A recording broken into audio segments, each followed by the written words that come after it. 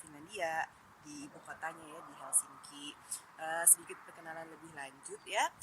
Saat ini saya di Helsinki tinggal bersama keluarga, suami dan 2 anak.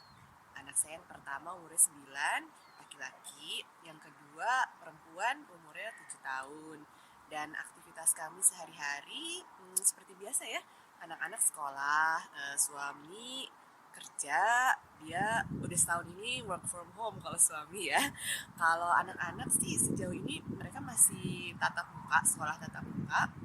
Karena memang di Finlandia itu lockdown pertama ya, yang 2020 bulan Maret.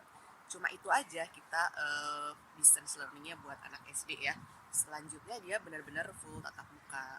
Karena emang kondisinya di sini kan jauh negaranya dari negara Eropa yang lain, terus penduduknya juga sedikit, jadi memang relatif pandemi itu relatif terkendali sih ya di sini, makanya anak-anak bisa full sekolah tatap muka. Sedangkan saya sendiri sekarang lagi sibuknya kelas bahasa, karena untuk yang dewasa semua pendidikan distance learning, jadi saat ini juga saya full di Zoom ya, dari pagi sampai mulai agak sore itu full Zoom setiap hari. Itu aktivitas kami sehari-hari. Cukup kali ya perkenalannya, kita langsung aja jawab pertanyaan titipan dari teteh panitia. Ini saya udah contekan ya, karena nggak hafal juga. Kita lihat ya, coba ya. Oke, Ramadan kali ini musim apa dan bagaimana kondisi cuaca? Saat ini di sini lagi musim semi, spring. Seperti bisa dilihat nih, udah mulai cerah, udah banyak matahari.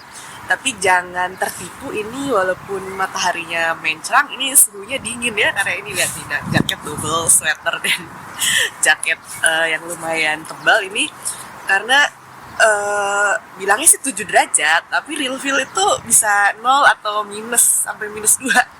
Jadi jangan tertipu dengan matahari yang mencerang merona gitu, karena kalau di Nordic itu springnya jarang-jarang lewat dari 2 digit gitu. Kalau di kota-kota Eropa daratan sekarang mungkin udah belasan gitu ya, udah 12, 15 bahkan sempat lihat tuh di instastory-nya temen.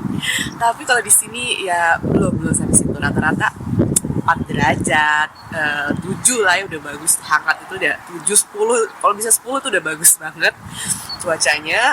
Terus satu lagi soal spring, itu di sini lagi musim ini pollen bermunculan ya, kalau spring di udara, berterbangan di udara. Jadi kalau misalnya punya alergi ini kayak saya, ini nggak berhenti, matanya berair sama ini hidungnya juga pilek terus gitu, bersin pilek terus. Jadi kayak sekarang terdengar kan ini suaranya bindeng, karena memang selama spring akan begini nih. Jadi sekarang corona lagi ya, jadi kalau kita di jalan, di bis gitu bersin, nah itu orang suka jadi curiga gitu sama kita. Sebenarnya karena alergi pollen sih spring gitu ya, bukan karena ya naudzubillah jangan sampai kena corona gitu. Bagaimana penentuan awal Ramadan dan lama berpuasa? Ini topik yang panjang dan kompleks kalau di daerah seperti tempat kami domisili sekarang di Nordic ini, karena di sini itu kan pergerakan mataharinya ekstrim ya. Jadi bisa dibilang dalam setahun itu 6 bulan terang dan 6 bulan gelap gitu. Jadi kalau misalnya lagi musim dingin, Ramadan ini musim dingin ya, nanti bisa pendek banget waktu puasanya, karena contohnya nih dulu kami domisili di Oulu. Oulu itu kota yang letaknya cuma 2 jam dari lingkar Anting. Jadi dari Helsinki masih jauh ke atas, bisa 8-9 jam gitu ke ini, connect kereta ke atas. Di sana itu kondisinya kalau misalnya lagi musim dingin, subuh itu siang banget, baru matahari itu terbitnya setengah 11, puncak musim dingin ya, terbitnya setengah 11 siang. Jadi subuh itu jam 9. Jadi kalau subuh dulu saya di sana kan kuliah, jadi subuh itu di kampus jam 9 pagi di musala kampus. Terus nanti maghribnya jam berapa? Jam 2 siang udah maghrib, sudah gelap. Jadi jam 2:30 gitu. Jadi kalau puasa saat itu, puasanya kalau kita ngikut matahari ya, puasanya pendek banget, cuma dari tadi misalnya sahur sebelum subuh, sahur jam 8 gitu, sahur setengah 9, ya nanti jam 2 udah buka. Itu ekstrim banget ya kalau lagi jatuhnya misalnya musim dingin. Tapi kalau jatuhnya di musim panas akan kebalikannya, karena di sana itu ketika musim panas nggak ada gelap, jadi puncak musim panas nih ya, misal midsummer gitu, itu matahari sampai jam 12 malam kayak terang kayak gini, kayak jadi bingung memang. Kalau kita mau nungguin sunset itu nggak ada, jadi cuma ada temaram sebentar kayak senja gitu, orange sedikit gitu, terus dalam kemudian terang lagi, matahari muncul lagi gitu. Jadi emang bingung mau menentukan sholat kapan terbit subuh gitu, kapan matahari terbenam maghrib. Itu memang membingungkan karena pergerakan matahari yang ekstrim tadi gitu. Alhasil banyak juga muslim yang merasa kesulitan untuk bisa mengikuti jadwal matahari itu kan, dan akhirnya kami itu berijtihad untuk memberi beberapa alternatif yang sahih yang bisa dipilih oleh muslim yang tinggalnya di northern latitude yang ekstrim seperti negara-negara Nordik ini gitu ya. Ada beberapa pilihan yang saya tahu ya, yang pernah saya alami juga. Yang pertama itu ada teman-teman yang ngikut waktunya Mekah, jadi benar-benar plok Mekah jam berapa sahur, jam berapa buka gitu, dia ngikutin itu. Ada juga teman yang ngikutin negara muslim terdekat, misalnya kalau di sini Turki gitu ya, dia ngikutin jadwalnya Turki. Ada juga waktu tahun 2019 pengalaman di Oulu itu imam masjidnya memutuskan untuk ikut metode yang namanya fixed dawn method. Jadi kayak dari awal puasa sebelum tanggal 1 Ramadan itu kita udah dikasih jadwal. Ini jadwal sholat selama bulan Ramadan, jam segini sahur, jam segini buka, jam segini sholat zuhur, segala macam itu udah ditetapkan di jadwal. Jadi nggak berubah setiap hari, sama selama sebulan itu. Kita pernah ikut itu. Terus ada juga mulai 2020 kita ikut yang ke metode yang lain ini. Bingungnya banyak banget. Kita ikut metode yang lain yang namanya Prayer Times for Northern Latitude.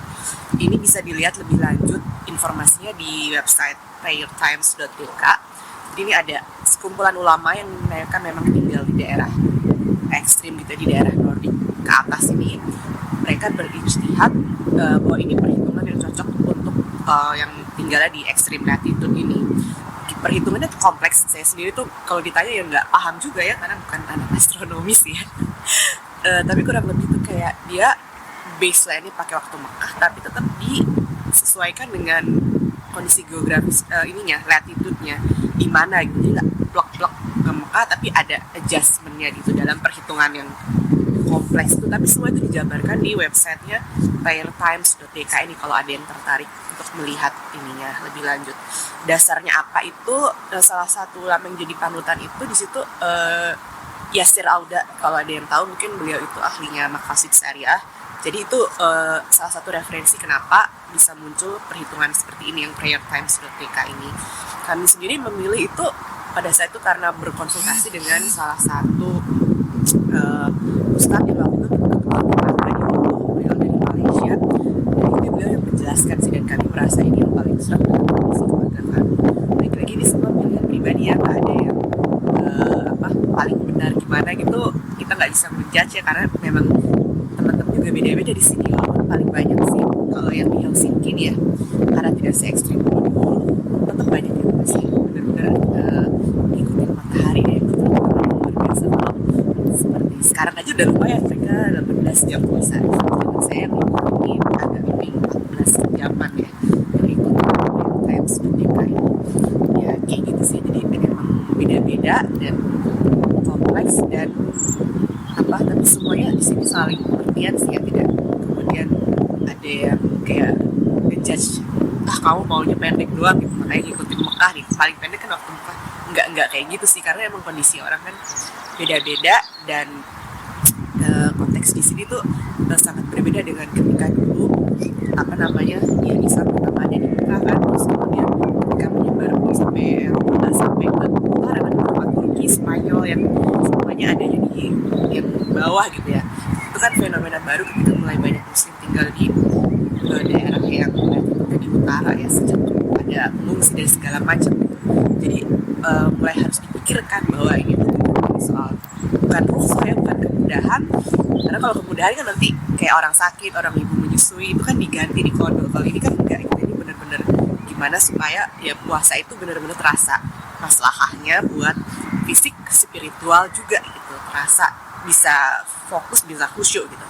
Karena jujur kalau summer kayak gini buat yang kita tropis itu susah untuk tidur, bahkan kalau kita nggak puasa aja karena matahari yang terus-terusan mencang ini, walaupun kita pakai blind kamar tetap ada kesulitan untuk tidur, dan itu mengganggu sekali ritme tubuh, kayak hormon terganggu, bisa gampang sakit juga, imun drop gitu kalau kita kurang tidur kan. Jadi ada banyak hal-hal yang kita alami yang baru kita merasa ngeh gitu ketika benar-benar kita lihat sendiri gitu, kayak tadi fenomena kenapa ini jam 12 malam terang benderang gini ya gitu, maksudnya ini apa ini pesan tersembunyinya kayak gitu-gitu.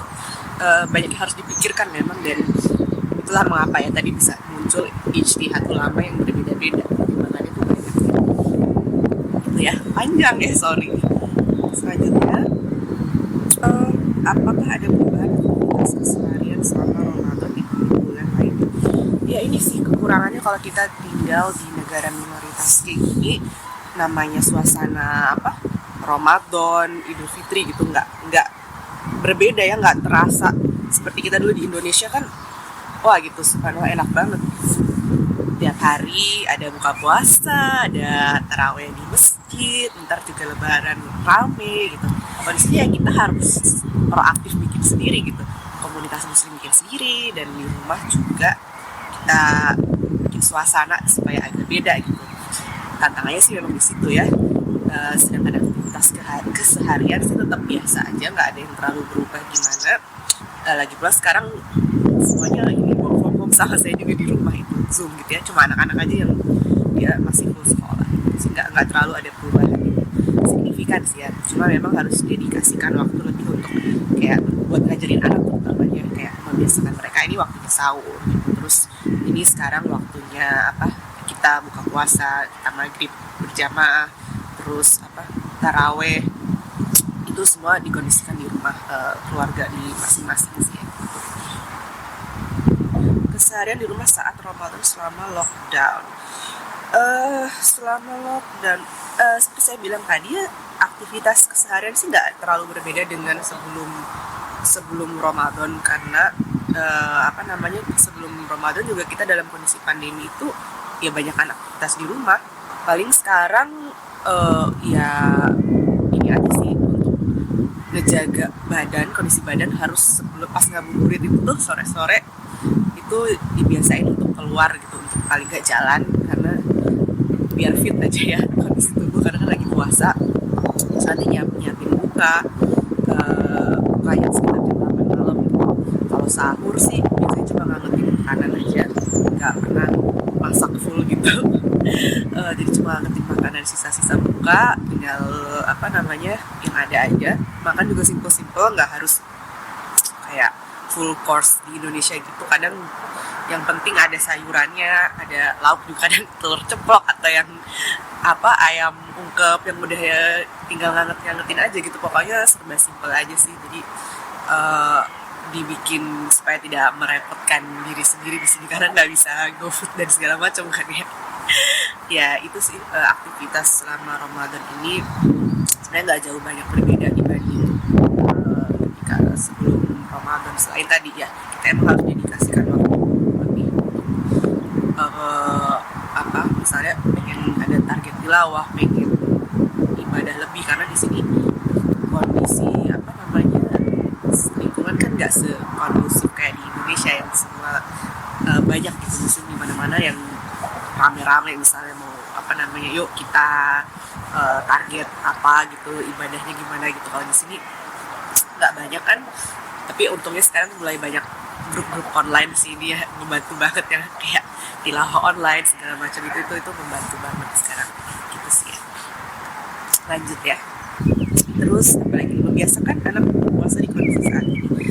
Oh ya, di sini itu anak saya udah mulai belajar puasa. Jadi pertama itu yang jelas kita harus komunikasi sama gurunya bahwa ini anak puasa gitu. Jadi misalnya nanti kalau anak saya sih masih ikut jam makan siang ya, karena dia memang masih puasa itu, puasa setengah hari baru lanjut lagi. Nah kalau misalnya memang anak kita nggak ikut makan siang, kita harus jelas informasi ke gurunya gitu, karena di sini kan mereka sangat concern dengan well-being anak. Jadi kalau misalnya kenapa kamu nggak makan siang, jelas alasannya, oh karena dia lagi latihan puasa. Dan kita juga harus menunjukkan bahwa ini tuh bukan orang tuanya maksa, tapi anaknya juga memang mau, dia tahu kalau dia itu pengen belajar gitu. Itu kita harus ngobrol dengan jelas sama gurunya gitu, karena kadang kalau ada kesalahpahaman sama pihak sekolah jadinya nggak enak ya. Kadang kita jadi kayak misalnya miskomunikasi gitu, kita jadi ngerasa kenapa nih sekolah kok mempersulit anak untuk melaksanakan ajaran agamanya gitu. Sebenarnya sih nggak ada ya, kita kan saya udah sempat nanya juga waktu itu sama bikin email langsung ke kota Helsinki gitu, karena saya penasaran dengan kebijakan mereka soal gimana sih anak puasa di jam sekolah gitu kan, karena tadi mereka ada makan siang. Sebenarnya polisinya itu dari ini, mereka nggak boleh memaksa anak untuk memaksa anak untuk nggak puasa. Maksudnya keputusan orang tua dan keluarga itu harus dihormati oleh sekolah gitu. Cuma tadi harus ada komunikasi yang jelas, sama concern utamanya adalah well-being anak. Anak tidak dipaksa, dia paham bahwa ini belajar, dan dia punya pemahaman kalau dia lapar, nggak kuat, lemas, itu dia boleh berbuka dan akan makan. Itu komunikasi yang jelas sama pihak sekolah, itu yang paling penting. Ya anak saya kecil, masih 7 tahun, itu baru ikut sahur. Belum puasa beneran, dia ikut sahur, tapi puasa kakaknya udah lumayan setengah hari, nanti dia sambung lagi. Karena emang di sini kan kalau kayak kita umur segitu, saya sih udah kita puasa ya di Indonesia. Di sini saya mulai juga kan, dia buat dia berat ya, sekolah dia itu cuma berdua sama adiknya, terus nggak ada support dari teman-teman gitu kan. Jadi ya sebagai orang tua harus lebih pengertian juga gitu ya, gimana caranya supaya dia tidak merasa terlalu terbebani gitu, tapi juga harus mulai dibiasakan dari kecil kan. Oke, kayaknya itu dulu ya. Ini pertanyaannya masih banyak sih, tapi kayaknya udah panjang juga ya lihat muka saya di situ. Terima kasih ya udah menyimak, ibu-ibu, dan kepada teteh panitia juga terima kasih sudah mengundang dan memberi kesempatan kepada saya untuk curhat via video ini gitu ya. Terima kasih ibu-ibu ITB Motherhood, sampai ketemu di lain kesempatan. Assalamualaikum.